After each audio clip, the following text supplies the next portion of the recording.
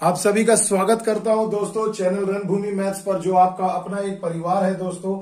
जी हां दोस्तों, SSC GD के 14 जनवरी के सभी शिफ्ट और भी कितने भी क्वेश्चंस आए हुए हैं प्रीवियस जितने भी डेट में, उनमें से महत्वपूर्ण क्वेश्चन सब फिर से लाया हूं मैथ्स का एनालिसिस, इसलिए आपका स्वागत एक बार फिर से। तो दोस्तों देखिए, जैसा कि आप क्वेश्चन नंबर 1 देख रहे हैं, अब देखिए थोड़ा थोड़ा पैटर्न चेंज हो रहा है दोस्तों। जी हाँ, 4 डेट में हो गया, आज 5वां डेट है एग्जाम का। तो दोस्तों अब थोड़ा सा लेवल चेंज हो रहा है, पैटर्न चेंज हो रहा है। तो आइए मैं उस पैटर्न से आपको अवगत कराता हूं, ताकि परीक्षा में जिनका भी आपका भी एग्जाम बाकी है उन्हें फायदा पहुंच सके। तो देखिए दोस्तों, पहला जो क्वेश्चन है मैं आपको दिखाना चाहता हूं। देखिए दिया गया है कि ये एसआई और सीआई का मिश्रित क्वेश्चन है, यानी अब मिक्स्ड वाला क्वेश्चन पूछा जा रहा है कि कोई धन जो है 7 साल में साधारण ब्याज पर 70% की वृद्धि हो जाती है, तो उसी दर से 3 वर्ष में 8,000 की चक्रवृद्धि ब्याज ज्ञात करें। तो मेरे बच्चों, सबसे पहले एक बेसिक सी बात समझिए कि मान लीजिए अगर मैं मान लेता हूं कि मूलधन है 100 रुपया और एसआई की दर से वृद्धि हो रहा 70%, यानी साधारण ब्याज तब क्या होगा 70 रुपया होगा। यानी जो वृद्धि होती है वही तो रुपया होता है ना भैया, ब्याज की दर ब्याज वही होती है। समय आपको दे दिया गया है 3 वर्ष, है ना। तो उसी दर से कहा जा रहा है कि 8,000 की चक्रवृद्धि ब्याज क्या होगी। तो मेरे बच्चों, एक सिंपल सा क्वेश्चन मैं आपको समझाना चाहता हूं कि सबसे पहले तो देखिए दोस्तों, आपको यहां पर रेट निकालना जरूरी है। तो देखिए दोस्तों, समय जो 3 वर्ष दिया ये सीआई के लिए, और 7 साल में साधारण ब्याज है, तो यहां 7 साल लिख देंगे, माफ कीजिएगा 7 साल। तो देखिए सबसे पहले आई बराबर PTR/100 आपको पता होगा, बिल्कुल बेसिक बता रहा हूं दोस्तों, गौर करना। एसआई हो गया है भैया 70 रुपए, मूलधन जब हमारा 100 रुपए था, समय है 7 साल, रेट हमें निकालना है 2200।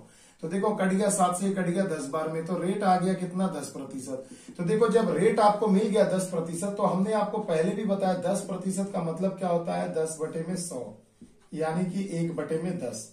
तो ये हो जाता है मूलधन यानी 10 रुपए, और इन दोनों को जोड़ दो तो यानी अमाउंट हो गया कितना 11 रुपए। तो अब यही तो भैया, अब देखिए अब सीआई में अब हमें जंप करना इसी क्वेश्चन में। तो कहा जा रहा है 3 वर्ष में 8,000 रुपए का चक्रवृद्धि ब्याज क्या होगा। तो 3 वर्ष यानी मैं इसे 3 बार लिखूंगा, यानी क्यूब कर दूंगा तो कितना हो जाएगा 1,000। अगर मैं इसको 3 बार गुणा करूं तो कितना हो जाएगा 1331। तो देखिए कितना आपको ब्याज मिला मेरे भाई, कितना ब्याज मिला। तो आप कहेंगे सर जी मेरे को ब्याज मिला 331 रुपया, हमें ज्यादा मिला है ना। 331 रुपया हमें ज्यादा मिला है। तो अब ये 331 रुपया जो है किसके इक्विवेलेंट होगा, यानी जब मेरा मूलधन जब हमारा 1,000 रुपए है, तो हमें ब्याज कितना मिल रहा है सीआई 331 रुपए। तो जब मूलधन 8,000 होगा तो ब्याज कितना मिलेगा 8,000, यानी इसका 8 गुना। तो यहां भी आप 8 से मल्टीप्लाई कर दीजिए, तो देखिए ब्याज मिल जाएगा 8 × 8, 8 × 24 के 4 2, 8 × 24 और 2 26, यानी 2648 रुपए आपका क्या हो जाएगा 8,000 पर 3 वर्ष का इसी दर से चक्रवृद्धि ब्याज हो जाएगा। तो देखिए कितनी आसानी से हमने इसे सॉल्व कर दिया माय डियर। देखो ऐसे प्रश्न अभी परीक्षा में पूछे जा रहे हैं, अब थोड़ा सा लेवल हाई हो रहा है, तो घबराने की बात नहीं है, अभी भी अंडर कंट्रोल है, बहुत ज्यादा कठिन नहीं है, बट थोड़ा सा शिफ्ट हो रहा है दोस्तों अब मॉडरेट लेवल की ओर। तो आप इसके लिए सतर्क रहें और रणभूमि मैथ्स के साथ जुड़े रहें। आ गया ना मजा। देखिए दोस्तों, यही है रणभूमि मैथ्स की खासियत। आइए अगले प्रश्न की ओर। अब देखिए दोस्तों, अगला जो प्रश्न है बहुत ही बेहतरीन है, प्रतिशत से पूछा गया था। देखिए डिस्काउंट छूट सेलिंग प्राइस से, कि एक दुकानदार किसी वस्तु को 16% की छूट पर 1638 रुपए में बेचता है। अगर वह कोई छूट नहीं देता तो उसे 30% का लाभ होता, तो वस्तु का क्रय मूल्य ज्ञात करें। तो मेरे बच्चों, एक सीधी सी बात आप मुझे बताइए कि यदि आप 16% का छूट अगर आपको किसी वस्तु पर मिल रहा है, तो आप कहेंगे सर जी आपको 84% दाम में ही कोई चीज बिक रही है, मिल रही है, और वो बराबर है 1638 रुपए के। यहां तक बात क्लियर हो गई मेरे बच्चों। तो ये देखिए 1638 रुपए की वस्तु में मिली है, जो 84% के दाम पर मिली है। अब अगर वह कोई छूट नहीं दे तो उसे 30% का लाभ होगा।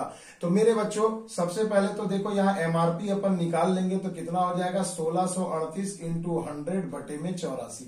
तो ये आपका क्या निकल के आ गया, ये निकल के आ गया एमआरपी, यानी बिना छूट दिए। तो अब देखिए बोला जा रहा है कि बिना छूट दिए, यानी यही एमआरपी, और अब छूट नहीं देंगे तो यही एमआरपी आपका क्या बन जाएगा बच्चों, सेलिंग प्राइस बन जाएगा, विक्रय मूल्य बन जाएगा। तो अब देखिए 1638 गुने में 100 बटे में 84, ये आपका जो सेलिंग प्राइस बन गया। अब कहा जा रहा है कि इतने पर बेचा जाए तो 30% का लाभ होता है, तो वस्तु का क्रय मूल्य बताएं। तो क्रय मूल्य मतलब होता है नीचे, नीचे का मतलब लाभ है 30, तो 30 नीचे जोड़ देंगे तो ऊपर 100 लिख देंगे। अब सिंपल बस आपको कटाते हुए जाना है भैया। देखिए 13 से मैं कटाऊं, 13 एकम 13, 3 बच गए तो 13 दूनी 26, 13 छके 78, देखिए कट गया। अब अगर मैं थोड़ा इसे 2 से कटा दूं, 2 पंजे 10, 2 चौके 8, 2 दूनी 4। अब देखिए थोड़ा 6 से कटा दूं तो हो जाएगा कितना, 6 सते 42। यहाँ तो डायरेक्ट ही कट जा रहा भैया, 3 बार में उसकी जरूरत ही नहीं, 3 बार में कटा दिया, 3 पचे 15 और डबल 0, यानी कि 1500 रुपए वस्तु का क्रय मूल्य आ जाएगा।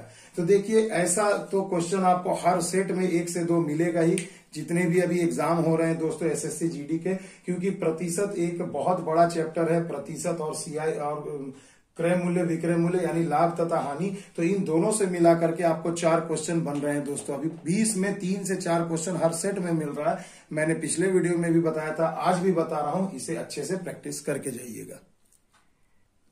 अब देखिए दोस्तों अगला प्रश्न है समय तथा कार्य यानी टाइम एंड डिस्टेंस, समय टाइम एंड वर्क से है। देखिए कहा गया कि एक किसी कार्य का 5/7 हिस्सा, एक किसी कार्य का 5/7 हिस्सा 15 दिन में करता है। तो मेरे बच्चों एक सीधी सी बात मैंने कंसेप्ट में बताया था कि 15 दिन में कर रहा है 5/7 हिस्सा, तो उसे उल्टा से हमेशा मल्टीप्लाई करना, तो पता चल जाएगा कि एक दिन में एक काम को वो करने में कितना दिन लेगा। तो उल्टा कर दिया, मल्टीप्लाई 5 दिया 15, यानी एक किसी काम को कर रहा है 21 दिन में। तो अपन यहाँ लिख लेंगे कि एक किसी कार्य को कितने दिन में कर रहा है, 21 दिन में। अब कहा जा रहा है कि बी की मदद से पूरा काम 12 दिन में करता है, यानी अब ए जो है अगर बी की मदद से काम करे तो कुल काम को कितने दिन में कर रहा है, 12 दिन में। तो बस भैया वर्क अब हमें अज्यूम कर लेना है। तो देखो मैं ले लेता हूं दोनों से कटने वाला अंक 84, यानी इफिशियंसी हो गया 21 से 4 बार में, और 12 सते 84 यानी 4:7। तो ये हो गया इफिशियंसी का अनुपात। अब कहा जा रहा बताओ मेरे भाई बी अकेले उस काम को कितने दिन में करेगा। तो देखिए यहां से अब आपको बी की इफिशियंसी निकालनी है। तो सबसे पहले देखिए कि ए का इफिशियंसी आपको 4 दिया गया और यहाँ ए प्लस बी है 7। तो यानी कि अगर 7 में से मैं ए का वैल्यू 4 को घटा दूं तो हमें बी का इफिशियंसी मिल जाएगा। तो बी की इफिशियंसी हो गई 3। अब पूछा जा रहा बी उस काम को अकेले कितने दिन में करेगा, तो पूरे काम में बी के इफिशियंसी से भाग लगा दीजिए। तो देखिए 3 दूनी 6, 3 अटे 24, यानी कि 28 दिन। आ गया ना मजा। देखिए दोस्तों भरभली बनते हैं ऐसे प्रश्न। अब देखिए दोस्तों अब जो प्रश्न दिया गया इसे जरा ध्यान से देखिए। एसआई सीआई से हर सेट में 2 प्रश्न पूछे जा रहे हैं और लेवल भी अब चेंज हो रहा है। देखिए दोस्तों क्वेश्चन में पूछा गया किसी धन पर 4% ब्याज की दर से 2 वर्ष का चक्रवृद्धि ब्याज, 2 वर्ष का सीआई आपको दे दिया गया है 1530 रुपए। तो कहा जा रहा है कि उसी दर पर उतने ही समय के लिए और तो दर से साधारण ब्याज क्या होगा। तो मेरे बच्चों एक सीधी सी बात मैं आपको समझाना चाहता हूं कि आर यानी 4% है तो 4/100 लिखोगे, यानी 1/25 हो जाएगा। ये होता है मूलधन और ये होता है मिश्र धन। मूलधन हो गया नीचे वाला 25 और दोनों को जोड़ दीजिए, ये हो जाता है मिश्र धन। 2 वर्ष का पूछा गया तो यानी मैं इसे डबल मल्टीप्लाई करूंगा तो हो गया मूलधन 625, तो यहां भी डबल गुणा करूंगा तो हो गया 676। अंतर देखिए कितना आ गया, 51 रुपए। 51 रेशियो आ गया, यानी ये 51 जो है बराबर होगा 1530 रुपए का। तो एक अनुपात कितने का बराबर होगा, तो देखो 30 का। यानी कि भैया अब आपको पता चल गया कि एक इकाई का मान कितना है, 30 रुपए। तो अब पूछा जा रहा है कि इसी दर से, है ना, उसी धन पर समान समय और समान दर से साधारण ब्याज क्या होगा। तो साधारण ब्याज निकालने का फॉर्मूला क्या होता है मेरे बच्चों, PTR/100, यही ना होता है। तो देखो मूलधन हमें पता है, ये जो 625 अनुपात है ये इसमें मैं 30 के रेशियो से गुणा कर दूंगा तो हमें मूलधन मिल जाएगा कि 625 गुणा 30, ये हो गया आपका P यानी कि मूलधन, है ना। समय आपको 2 वर्ष दिया गया है, दर आपको दिया गया है 4%, अब बटा में लगा दो 100, तो देखो साधारण ब्याज निकल जाएगा। तो 0 0 कैंसल, 2 पंचे 10, 5 एकम 5, 5 दूनी 10, 25 25, 125। अब देखो ये मल्टीप्लाई कर दो तो देखो 4 पर ये कितना हो गया 500 और 3 यानी कितना हो गया 1500, यानी कि साधारण ब्याज तब कितना निकल जाएगा भैया 1500 रुपए। तो आ गई बात समझ में। तो यही तो समझना है मेरे बच्चों आपको कि 1530 रुपया जब मुझे मिल रहा है सीआई, तो एसआई कितना हो जाएगा 1500 रुपए। क्लियर है? तो ऐसे प्रश्न परीक्षा में पूछे जा रहे हैं और आई होप आपको समझ में आ रहा होगा। जिन बच्चों को जरा सा भी अगर रत्ती भर भी मन में डाउट है तो मेरे प्लेलिस्ट में जाइए और दूसरे वीडियो को सर्च करके देख सकते हैं, आपका पूरा का पूरा कंसेप्ट क्लियर हो जाएगा। अब देखिए दोस्तों, अगला जो प्रश्न है बहुत ही बेहतरीन क्वेश्चन है, आप स्क्रीन पर देख पा रहे हैं। देखिए, प्रॉफिट एंड लॉस से पूछा गया था कि एक दुकानदार 150 कलम को 1200 रुपए में खरीदता है। तो मेरे बच्चों, खरीदता है यानी सीपी आपको मिल जाएगा। तो मैंने ट्रिक हमेशा बताया, रुपया ऊपर संख्या नीचे, एकदम एक कलम का दाम आपको मिल जाएगा।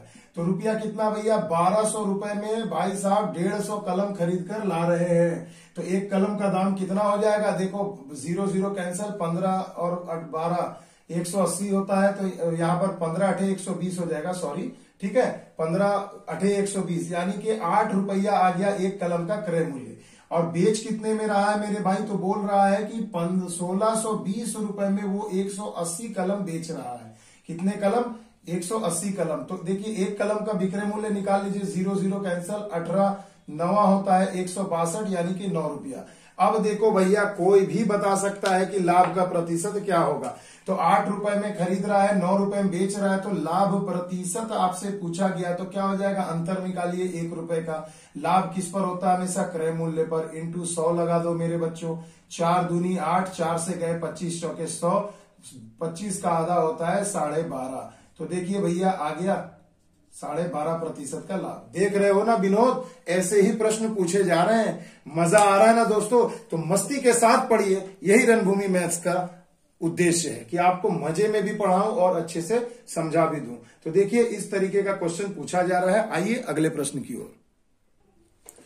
अब देखिए दोस्तों, अगला जो प्रश्न है ये आपको फिर से प्रॉफिट एंड लॉस से देखिए कहा जा रहा है कि एक आदमी 2 वस्तुओं में से प्रत्येक को 9180 में बेचता है। तो मान लो अगर पहली वस्तु है उसे 9180 रुपए में बेचा तो 8% का लाभ हुआ। यानी कि मेरे बच्चों, उसने इसे ये कितने प्रतिशत के बराबर है? तो आप कहोगे 108% के बराबर है 9180। तो 100% यानी कि आपको सीपी मिल जाएगा। सीपी कितना हो जाएगा? 100% बराबर होगा 9180 गुणे में 100 बटे में 108। क्लियर है दोस्तों? अब देखिए, अब इसे जब हमको सॉल्व करना है तो चलिए थोड़ा सा कटा लेते हैं। देखिए, ये 9 से कट जाना चाहिए जैसा कि दिख रहा है। 9 एकम 9, 9 दूनी 18। ये कटाओ भाई, 9 एकम 9, 0, 9 दूनी 18, फिर से आ गया 0। अब देखो 12 पंचे 60, 12 2 और 1 3 है, ये भी 3 है, यानी कटना तो चाहिए भैया। तो चलिए मैं इसे कटा देता हूं। देखो 3 चौके 12, ये 3 तिया 9, 3 चौके 12, 0, 4 से कट गया ये 25 बार में, है ना। तो अब जब आप इसे मल्टीप्लाई करोगे तो देखिए आ जा रहा है 8500 रुपए, यानी पहली वस्तु का क्रय मूल्य मिल गया 8500 रुपए। ठीक उसी प्रकार दूसरी वस्तु को भी उसने 9180 रुपए में बेचा है और 15% का हानि हुआ है, यानी कि वो 15% का हानि यानी उसके सीपी से 15% कम में बेचा होगा, यानी कि 85% बराबर आ गया 9180 रुपए। तो 100% बराबर कितना होगा? तो 9180 गुणे में 100 बट्टा में 85, है ना। अब इसे जरा आप सॉल्व करिए तो देखिए, मैं अगर इसे करूं तो 17 पचे 85, और ये देखो 17 चौके 68, 17 पचे 85, 6 बचा, 17 चौके 68, 0, 5 से फिर कटा दो भैया, कितना हो जाएगा? 5 दूनी 10 और ये 0। तो 54 का डबल करिए तो 108 हो जाता है भैया, और ये 2 0 लगा दीजिए, यानी 10,800 रुपए, है ना। तो अब देखिए, ये भी क्रय मूल्य, ये भी क्रय मूल्य, तो कुल क्रय मूल्य कितना हो जाएगा मेरे भाई? तो देखिए जरा आप इसे जोड़ लीजिए, 10,800 रुपए जोड़िए तो 0 0 8 5 13 8 1 9, यानी 19,300 रुपया उस बंदे का कुल क्रय मूल्य था दोनों वस्तुओं का। और दोनों ही वस्तुओं को उसने 9180 रुपए में बेचा है। तो यानी कुल कितने में बेचा है? तो 9180 इंटू 2 कर दो तो आपको कुल विक्रय मूल्य मिल जाएगा 0 2 8 16, 2 एकम 2 और 1 3 और 2 9 18, यानी 18,360 रुपए में भाई साहब ने बेचा है। ये हो गया विक्रय मूल्य। तो देख के ही पता चल रहा हानि हो रही है। तो कितनी की हानि हुई है ये पूछा गया है। तो देखिए 0, 10 में से 6 गया 4, 12 में से 3 गया 9 और ये कट गए, यानी 940 रुपए की हानि हुई है भाई साहब, और यही हानि आपसे पूछा गया था। आ गई बात समझ में? तो देखिए कितना बेहतरीन क्वेश्चन है, कैलकुलेटिव दे रहा है दोस्तों क्वेश्चन। अब थोड़ा सा हिम्मत रखिएगा, कैलकुलेट करने का थोड़ा सा कैपेसिटी बढ़ा लीजिए। ये बहुत ज्यादा कठिन क्वेश्चन नहीं है, तो ऐसे ही मजेदार ढंग से पढ़ना है दोस्तों। आइए अगले प्रश्न की ओर। अब देखिए दोस्तों, आयु से संबंधित प्रश्न दिया गया था, इसे समझ लीजिए। अब यहां से भी क्वेश्चन आ रहा है भैया, तो एज को भी अच्छे से प्रैक्टिस करके जाना। देखिए कहा गया कि ए, बी तथा सी के 5 साल पहले का आयु का अनुपात दिया गया 4:5:7, यानी ए बी सी का रेशियो है 4:5:7। बगल में मैं -5 लिख दे रहा हूं, इसका मतलब कि 5 साल पहले का ये अनुपात है। ठीक है, अब कहा जा रहा है इनके वर्तमान उम्र का योग 135 है। तो मान लो भैया ये रेशियो को पहले जोड़ो, कितना हो गया? 7, 5, 12, 12 और 4, 16 है ना दोस्तों। तो देखिए ये आ गया आपका मिल करके 16। तो अब आप पहले ये बताइए, 16 तो भैया पहले का अनुपात था, है ना। तो अब इनके वर्तमान आयु का योग कितना है? 135। तो 16 जो रेशियो है वो 135 और 5 साल पहले, तो इन तीनों का 5-5 साल घटेगा, यानी 3 × 5 में घटा देता हूं। तो ये 16 रेशियो जो 5 साल पहले का जो अनुपात है वो 5 साल पहले के उम्र के बराबर हो गया, यानी 120। इसलिए एक रेशियो का मान कितना आ गया? 120/16, है ना। अब आपसे पूछा जा रहा है कि अभी बी तथा सी के अभी से 3 साल बाद के उम्र का योग क्या होगा। तो मेरे बच्चों ये एक रेशियो का मान निकल गया और आपसे बी तथा सी के उम्र का योगफल पूछ रहा है अभी से 3 साल बाद।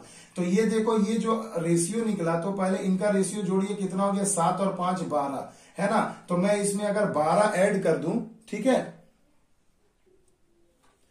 ठीक है, कितना आ रहा है मेरे बच्चों? 7 और 5, 12।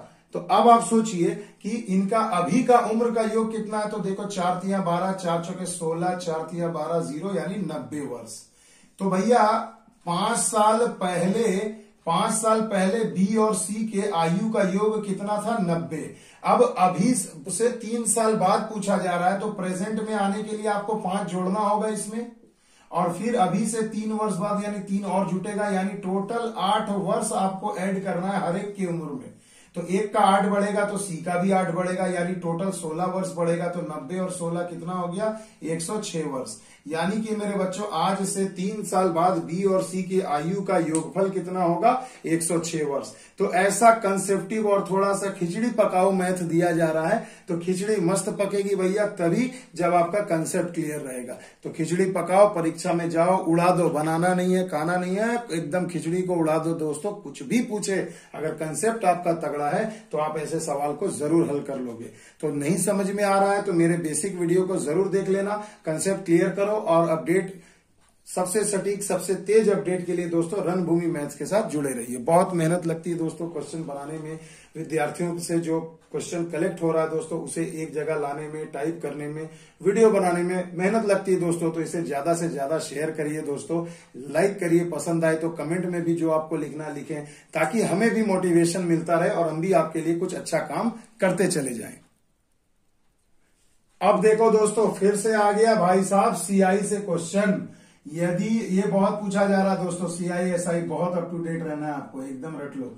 यदि किसी धन का चक्रवृद्धि ब्याज 9% वार्षिक दर से 2 वर्ष में 3762 रुपए हो जा रहा है, तो वह धन क्या है? तो विनोद क्या करने को कहा था मैंने? विनोद, जब प्रतिशत 9 दिया रहे तो हमेशा 9/100 कर दो। अब देखो, यानी कि भैया मूलधन हो गया 100 रुपया, तो आपका मिश्रधन कितना हो जाएगा? इन दोनों को ऐड कर दो, कितना हो गया? 109। क्लियर? अब देखो 2 वर्ष की बात की जा रही है, तो भैया इसका स्क्वायर करेंगे, यानी 2 बार गुणा कर दो, तो ये आ गया 10,000। तो यहाँ 109 है तो 109 को 2 बार गुणा कर दोगे तो कितना आ जाएगा? 11,881। तो ये मिश्रधन हो गया। तो ब्याज कितना मिल रहा है? तो आप कहोगे सर जी 1881। तो ये 1881 रुपया जो है ना, 1881 रुपया क्या है? 3762 रुपया आपको तो दिया हुआ है, यानी 1881 यूनिट जो होगा वो 3762 रुपए के बराबर है। तो देखो जस्ट इसका डबल है ये, यानी आप कह सकते हो कि एक रेशियो का मान कितना है? 2 रुपए। तो पूछा जा रहा है कि वह धन क्या है, तो धन का रेशियो देखिए ना भाई साहब कितना है? 10,000। तो 10,000 × 2 हो जाएगा, यानी आपका मूलधन कितना आ जाएगा? 20,000 रुपए। क्लियर मेरे बच्चों? तो देखिए इस प्रकार से सॉल्व किए जाएंगे प्रश्न और CISI के प्रश्नों को, और चुटकियों में अपन सॉल्व करते जा रहे हैं। आइए दोस्तों कुछ क्वेश्चन और है, उसे भी अपन देख लेते हैं। अब देखिए दोस्तों अगला प्रश्न बेहतरीन क्वेश्चन है। कहा गया है कि एक दुकानदार कुछ खिलौने का 2/3 भाग 35% के लाभ पर, तो देखिए खिलौने का 2/3 भाग कितने पर बेचा? 35% के लाभ पर बेचा। तो भाई साहब ये बताओ 35% के लाभ पर बेचा तो विक्रय मूल्य कितना हो गया? 135/100 हो गया। क्लियर? लाभ है, विक्रय मूल्य निकाल रहे, ऊपर जोड़ेंगे। और शेष भाग तो भैया 2/3 भाग बेच दिया तो कितना भाग बचेगा? 1/3 भाग। इस 1/3 भाग को वो 10% की हानि पर बेचा, यानी 90/100% में 90/100 में बेचा। तो यानी ये आपका कुल विक्रय मूल्य मिल गया। ठीक है, तो पूछा जा रहा है कुल प्रतिशत लाभ ज्ञात करें। तो मेरे बच्चों चलिए आइए थोड़ा सॉल्व कर लेते हैं। ये इसको देखो, नीचे 300 नीचे 300 रहने दो भैया, अच्छा है, आसान हो गया सवाल। ये हो गया 270 और ये नीचे हो गया 300 और ऊपर हो गया 90। तो देखिए इसे जरा ऐड करिए तो कितना आ गया? 360/300। यानी देखो कुल कितने का लाभ हो रहा है? तो आप कहोगे सर जी 60 रुपए का लाभ हो रहा है। 60 रुपए का लाभ आपको किस पर हो रहा है? क्रय मूल्य नीचे है 300, यानी 300 पर 60 रुपए का लाभ हो रहा है भाई साहब। तो बताइए कितने प्रतिशत का लाभ हुआ? तो प्रतिशत लाभ निकालने के लिए भैया बस कटा दीजिए। देखिए कितने का लाभ हो गया? 20% का। है ना मैजिकल मेथड दोस्तों, चुटकियों में सॉल्व होते हैं ऐसे प्रश्न। और बच्चे घबराते हैं यार परीक्षा में ऐसे, तो घबराना नहीं है दोस्तों, केवल रणभूमि मैथ्स के साथ जुड़े रहिए, सारा भय सारा डर आपका दूर कर दूंगा। आइए दोस्तों एक क्वेश्चन ट्रेन से पूछा गया था, उसे भी दिखा देता हूं। तो देखिए दोस्तों ये क्वेश्चन जरा ध्यान से देखिएगा। कहा गया है कि 2 ट्रेन A और B से क्रमशः शुरू होती हैं। तो मान लो मेरे भाई ये A है और यहां कुछ दूरी पर एक स्टेशन है B। तो एक ट्रेन A से B की ओर रवाना हो रही है और एक ट्रेन B से A की ओर रवाना हो रही है। ठीक है, ये क्रमशः 60 किलोमीटर प्रति घंटे की चाल से जा रही है और B से A की तरफ जा रही है, वो 50 किलोमीटर प्रति घंटे की चाल से जा रही है। चलिए भैया इतना तो अपन समझ गए। अब कहा जा रहा है जब वह मिलते हैं तो तेज गति वाली ट्रेन धीमी गति वाली ट्रेन से 110 किलोमीटर अधिक चली है। तो A और B के बीच की दूरी ज्ञात करें। तो मेरे बच्चों एक चीज मुझे बताओ कि जब ये दोनों मिल रही है तो ये ट्रेन इससे कितना अधिक चल रही है? 110 किलोमीटर। पहले चाल देखो कितना है, तो अधिक चल रही है, यानी दूरी आपको दे दिया है कितना है? 110 किलोमीटर। यानी कि जब ये ट्रेन और ये ट्रेन जब आपस में इस प्रकार से मिल रही है तो मिलने पर क्या हो रहा है? तेज गति वाली ट्रेन धीमी गति वाली ट्रेन से 110 किलोमीटर ज्यादा चली है। और इसका सापेक्ष चाल कितना होगा? 60 में से 50 गया, यानी कि 10 किलोमीटर प्रति घंटा। यानी तेज गति वाली जो ट्रेन है धीमी वाली से हर घंटे 10 किलोमीटर ज्यादा ट्रेवल कर रही है। तो 110 किलोमीटर अधिक ट्रेवल करने में, दूरी तय करने में उसे कितना समय लगा होगा? तो समय, दूरी ये था, समय हमने यहां निकाल दिया, तो यानी ये अब क्या आ जाएगा भैया? चाल है 10 किलोमीटर प्रति घंटा, तो यानी कि ये समय निकल जाएगा। हाँ, यहाँ दूरी मत देख लेना, ये दूरी मैंने इसके लिए लिखा है। और तो देखो भैया 0 कट गया, किलोमीटर कट गया, माने 11 घंटा। यानी दोनों ट्रेनें कब मिली भैया? 11 घंटे पर मिली है। यानी कि ये ट्रेन भी 11 घंटे चला है और ये ट्रेन भी 11 घंटे चला है। अब दोनों जहां मिला है वही हो गए उनके बीच की दूरी। यानी कि दोनों दूरी, यानी A से B की दूरी कितनी हो जाएगी मेरे भैया? तो दूरी निकल कर आ जाएगी 60 वाली ट्रेन अगर 11 घंटे चलती है तो 11 से गुणा कर दो, और 50 वाली ट्रेन भी तो 11 घंटे चली, 11 से गुणा कर दो। तो ये हो गया भैया 11 छके 66 और ये 55 हो गया 550। 0 6 5 11 6 5 11 और 1 12, यानी 1210 किलोमीटर। यानी दोनों ही स्टेशनों के बीच की दूरी कितनी है? 1210 किलोमीटर। तो ये रहा दोस्तों शिफ्ट 1 2 3 4 का 14 तारीख के डेट में पूछे गए महत्वपूर्ण सवाल। बेसिक क्वेश्चन को मैंने नहीं रखा है क्योंकि ऐसे क्वेश्चन आपको आ रहे हैं। आज के इस वीडियो में वैसे क्वेश्चन को रखा है जो थोड़ा आपको अप्रोच बताएगा कि अब जो है नया जो शिफ्ट हो रहा है क्वेश्चन का लेवल वो किधर जा रहा है। तो आई होप आपको मजा आया होगा दोस्तों। तैयार करिए और इसे ज्यादा से ज्यादा दोस्तों तक शेयर करिए, लाइक करिए। जो चैनल पर नए हैं वो सब्सक्राइब कर ले दोस्तों, नोटिफिकेशन में बेल आइकन को दबा ले ताकि पूरा अपडेट आपको मिलता रहे। मिलते हैं अगले वीडियो में दोस्तों, तब तक के लिए जय हिंद, जय भारत।